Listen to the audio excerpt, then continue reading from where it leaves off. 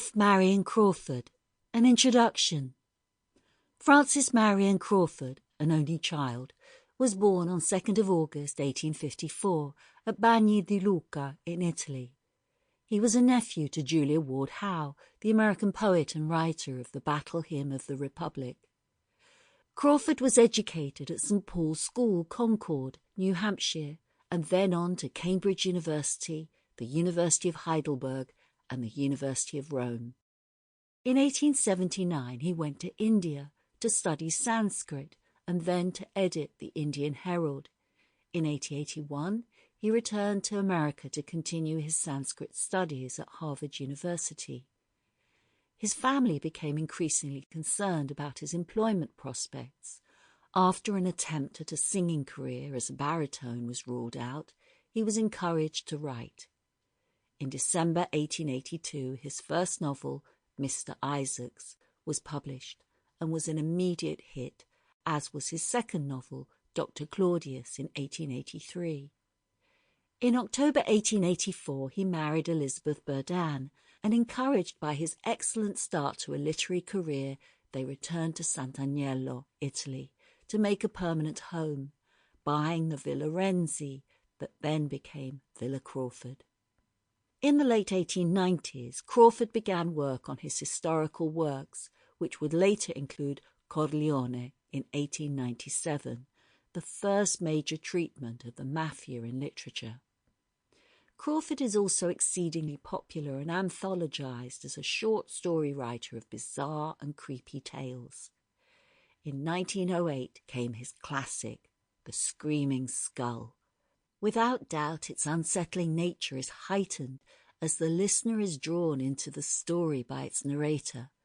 Everything is explained and plausible, until, of course, it isn't. Frances Marion Crawford died on Good Friday 1909 at Villa Crawford of a heart attack. In this classic supernatural story by F Marion Crawford, a man takes a room on a liner and discovers that its previous occupants have all committed suicide. When his roommate on the upper berth also disappears, the evidence points to some unearthly sequence of happenings. The Upper Berth by F Marion Crawford. Somebody asked for the cigars. We had talked long, and the conversation was beginning to languish. The tobacco smoke had got into the heavy curtains. The wine had got into those brains which were liable to become heavy, and it was already perfectly evident that, unless somebody did something to rouse our oppressed spirits, the meeting would soon come to its natural conclusion, and we, the guests, would speedily go home to bed, and most certainly to sleep. No one had said anything very remarkable.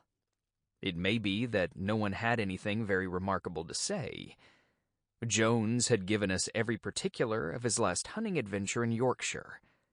Mr. Tompkins of Boston had explained at elaborate length those working principles by the due and careful maintenance of which the Atchison, Topeka, and Santa Fe Railroad not only extended its territory, increased its departmental influence, and transported livestock without starving them to death before the day of actual delivery, but also had for years succeeded in deceiving those passengers who bought its tickets into the fallacious belief that the corporation aforesaid was really able to transport human life without destroying it.